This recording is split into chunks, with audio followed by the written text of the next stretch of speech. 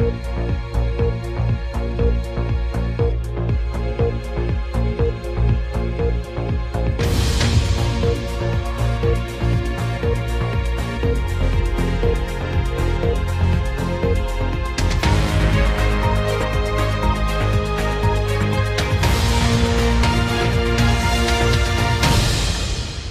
liste n'est pas exhaustive, peut-être.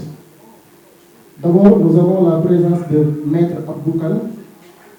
du mouvement Rassemblement des progressistes républicains. Nous avons aussi la présence de M. Lamine Sen de la coalition Mimi 2024. Nous avons aussi la présence de M. Abdoulaye Mahaufal de l'APDR, le coordonnateur de la coalition de ma président à Thiès. Nous avons aussi la présence de M. Moussa Sarr de Etir, M. Moustapha Diop de Nité, M. Babacar Al-Khalifa Mbaye de M2S, M. Babou Diatta du mouvement ADB, M. Ibrahima Khalil Sow du mouvement Moses, M. Elhaj Samba Fofana de Anidiof PADS, Elhaj Babacar Diallo de Réumi Mibok, Maître Sokhna Ndiaye, APDR, Réseau des femmes, Kadio FAO, M. Aliou Thiam, INCP Gender, M. Ousseynou Diouf de AR. Voilà, c'est toujours l'occasion aussi de le remercier. Je le rappelle que jusqu'ici, toutes les activités que nous avons en tout cas à organiser ont été organisées dans un local qu'il a eu l'honneur en tout cas de mettre à notre disposition. Donc merci beaucoup, M. Ousseynou Diouf. Donc M. Samba Mbaye du parti IPD, M. Mamadou Diène de la FER, M. Mamadou Lamine Dieng, commerçant Thiès, M. Mohamedou Mokhtar Wade du mouvement Sénadel,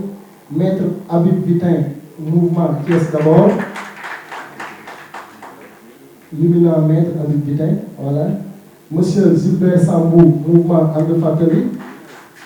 Mamnar Touré, mouvement Takou Ligil Ersan, Madame Kalsoum Sen Ndiaye, mouvement André Soukali Ndout.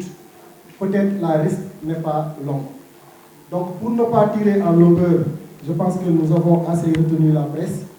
Comme énoncé dans l'introduction, je me permets de vous lire le communiqué qui a été encore une fois établi par la coalition Diomaye, président de Thiès.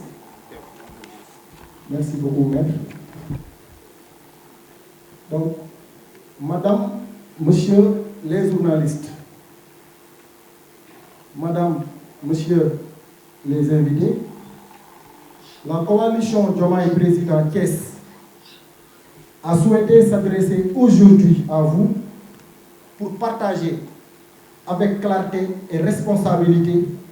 notre lecture de l'actualité nationale, mais aussi pour faire le point sur les préparatifs de la fête du 4 avril à Thiès. Mesdames et messieurs, 2 ans après son accession à la magistrature suprême, le président de la République, son Excellence Bassirou Diomaye Diakhar Faye,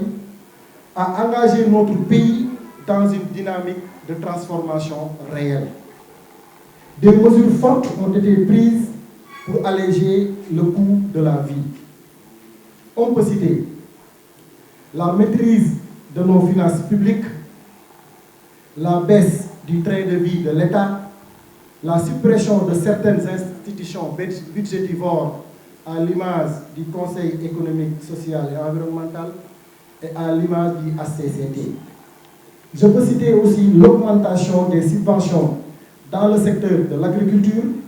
la transparence dans le traitement des dossiers de justice, la transparence dans la distribution des intrants agricoles dans les différentes zones agroécologiques du pays, la baisse des denrées de première nécessité, la réduction progressive de l'électricité et du carburant, la réactualisation des bourses familiales, ainsi que des efforts de revalorisation salariale dans certains secteurs publics. La liste n'est pas exhaustive. Mesdames et messieurs, dans le secteur de l'agriculture, pilier de notre souveraineté alimentaire, le monde rural a bénéficié d'investissements importants, même si des défis structurels et climatiques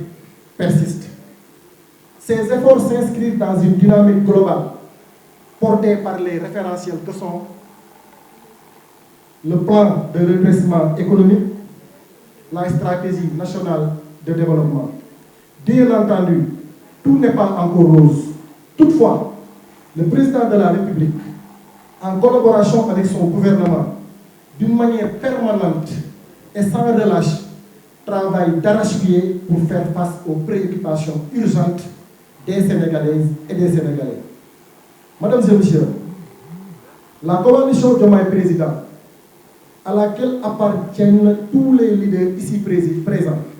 accompagne pleinement cette dynamique de transformation au profit des communautés. Juste pour dire que l'heure est au travail.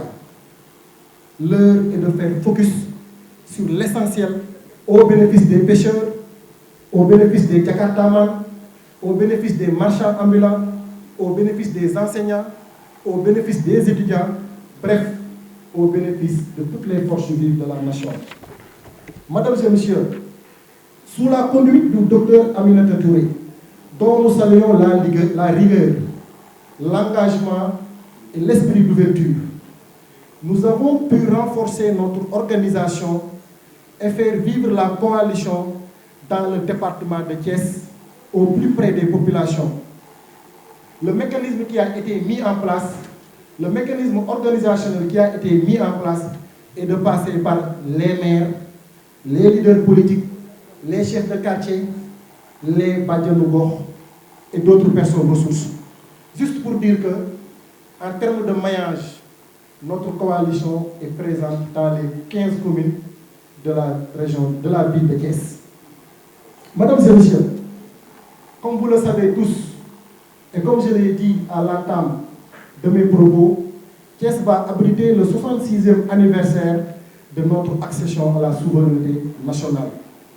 Permettez-moi, au nom de toute la coalition, permettez-moi, au nom du coordonnateur, le doyen Abdoulaye Fall Mao, de remercier le président de la République, son Excellence Bassirou Diomaye Diakhar Faye, pour avoir porté le choix sur la belle ville de Thiès, pour avoir porté le choix sur la belle région de Thiès. Chers leaders, ce choix constitue à la fois un honneur, une opportunité et un privilège. Cependant, nous rassurons le président de la République, nous rassurons tous les compatriotes, nous rassurons tous les Sénégalais que les Thiessoises et les Thiessois prendront toutes les dispositions pour mériter ce choix et assurer la réussite de l'événement. Dans le cadre des préparatifs du 4 avril, la coalition Diomaye Président département de Thiès a eu l'honneur de rencontrer monsieur le gouverneur de la région de Thiès, monsieur Saher Ndao, et le maire de la commune de Thiès-Est. Les échanges avec l'autorité ont permis de consolider une parfaite synergie d'action et d'harmoniser les interventions. En d'autres termes, tout sera déroulé en parfaite collaboration avec le gouverneur, tout sera déroulé en parfaite collaboration avec les maires, tout sera déroulé en parfaite collaboration avec toutes les composantes de la ville de Thiès. Mesdames et messieurs, le défilé de cette année se tient sous le thème « Les forces de défense et de sécurité, partenaires des Jeux olympiques de la jeunesse Dakar 2026 ». Ce thème met en lumière le rôle stratégique de nos forces de défense et de sécurité dans la stabilité et dans la réussite de cet événement international majeur. Dans un esprit de citoyenneté active, une journée de nettoiement des sites du défilé est prévue dès le lendemain, afin de promouvoir un cadre sain et une appropriation collective de cet événement. Pour terminer, population thiessoise et chers leaders de la coalition du mouvement, de la coalition Diomaye Président Thiès, nous lançons un appel fort à la mobilisation de toutes les forces vives. Plus que jamais, nous avons besoin d'unité, de discipline et d'engagement. je le dis et je le répète, nous avons besoin d'unité, de discipline et d'engagement. C'est extrêmement important. J'insiste parce que le coordinateur doyen Abdoulaye Fall Mao a une fois insisté sur l'importance de l'unité des différents leaders de la coalition pour porter le combat. Faisons du 4 avril à Thiès un moment d'union des cœurs, de fierté nationale et d'espérance collective. Je vous remercie de votre attention. maa ngi nuyu mbooloo mi kenn ku nekk ci sa tur ak sa sant di la jox sa wàccuwaay di jiital ci nuyoo bi coordinateur yi coalition bi fii ci Thiès muy le doyen Abdoulaye Mao Fall. Je pense que le doyen yow yaa mérité qualificatif doyen parce que ñun ñëpp yaay suñu kilifa. di nuyu Soxna Ndiaye nga xam ne nii mooy présidente des femmes di nuyu également responsable jeunes yi ak mouvement ak organisation associative yi nga xam ne nii ñëpp waaw ñi nga xam ne nii ñëpp ñoo fi teew di remercier nag di sant di gërëm le camarade Djibril Ba nga xam ne nii pôle communication bi nga xam ne teg nañ ko am na ay fan ci biir coalition bi moom mooy coordinateur coalition boobu te man mii nga xam ne nii seen jëwriñ laa di wax ci wolof bilan wu président man mii membre coalition boobu laa donc dinaa ko sant ci confiance bi ma defal pour ma relayer mon message bi nga xam ni amul sax lenn luñ ci war a tegaat en wolof di sant également tous les leaders muy président de parti chef de parti président mouvement chef organisation associative les femmes les jeunes les journalistes ak kilifa yi nga xam ne nii ak mbooloo yi nga xam ne ñépp am nañ ci yaakaar ci coalition Diomaye président ñëw teewee suñu ndaje bi bon comme li ngeen ko waxee nag ndaje bi li ko waral mooy ñaari yëf ba ci ñett benn ñun waa coalition bi ñu daje waxtaan pour xam ñun fu ñu toll ci liggéey bi benn mais ñaar aussi mooy dañu dëgmal xew-xew boo xam ne nii dafa am solo lool ci taarixu réew muy fête nationale de l'indépendance te président Bassirou Diomaye Faye jël dogalu organiser ko fii ci Thiès le 4 avril 2026 incha allah bu ñuy wax nag coalition xam naa ne sax pour ñu bëri nekk na loo xam ne nii lu ñuy wax ça va de soi la ñëpp yaakaar nañ ne wala xam nañ ne coalition mooy ndaje ay organisation wala ndaje ay mouvement wala ndaje ay parti wala ndaje ay nit pour benn objectif ndaje boobu nag alors li nga xam ne nii moo ko tax a jóg mooy pour d'abord ñu jàppalante ndax ñoo képp ñëpp ñi nga xam dañuy daje ci coalition mooy nit ñoo xam ne nii wax organisation yoo xam ne dañuy daje ci benn kuréel kenn ku nekk nga indaale sa doole indaale sa mbooloo indaale sa xam-xam indaale sa mën-mën indaale sa alal ñu boole loolu yépp ànd pour lan pour jàppalante benn mais deuxièmement également loolu bu ñu ko boolee mooy pour jàppale ci kaw coalition bi jàppale président de la république Bassirou Diomaye Faye ndax Bassirou Diomaye Faye bu ñu koy jàppale c'est en tant qu'institution de la république du Sénégal ndax fi ñu toll nii moom mooy président Sénégal moom moo waat nekkat charte constitution bi ak li nga xam ne nii moo ci ay wareef yépp dina wàccoo ak moom ak askan bi dina wàccoo ak moom ak réew bi dina wàccoo ak moom ak ñi nga xam ne nii ñoom ñooy suñu partenaire financiers yi wala suñu partenaire multilatéraux yi muy ay état wala muy organisation bu mu dal loolu nag ñëpp xam nañ ne nekkul liggéey bu yomb liggéey bu diis la liggéey la boo xam ne nii booy xool il faut une organisation il faut un système mais aussi il faut que mu am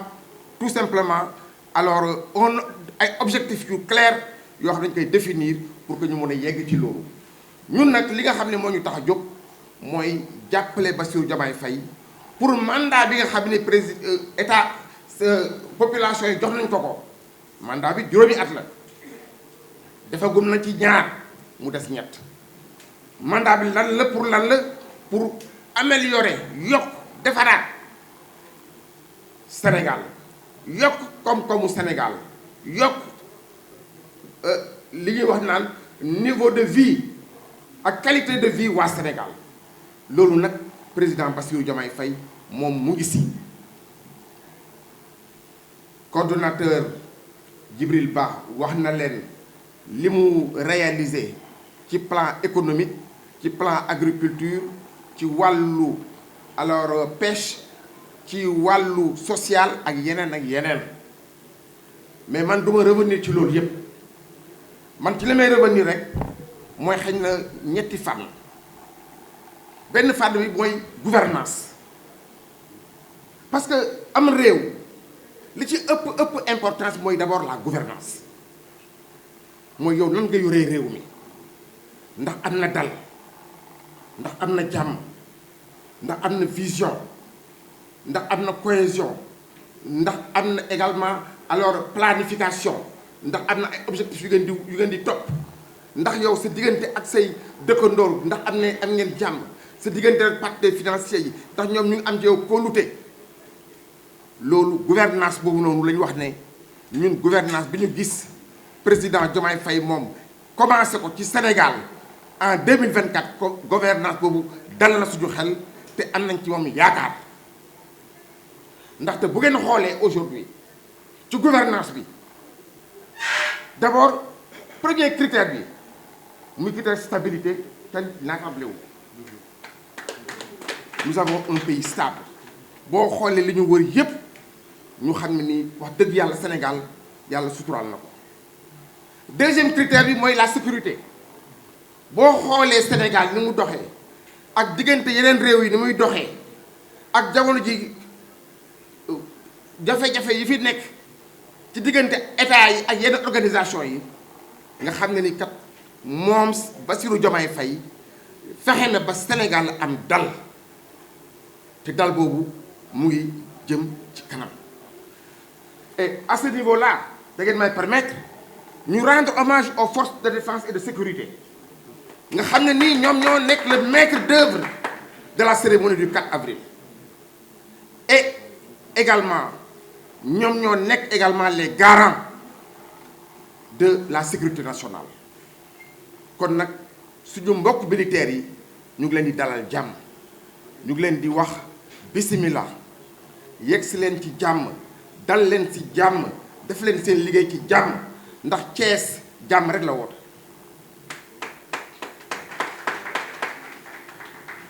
ndax ni ma ko waxee woon keroog ci forum ba noonu laa koy waxee waat ñu ngi jëm ci 4 avril waaye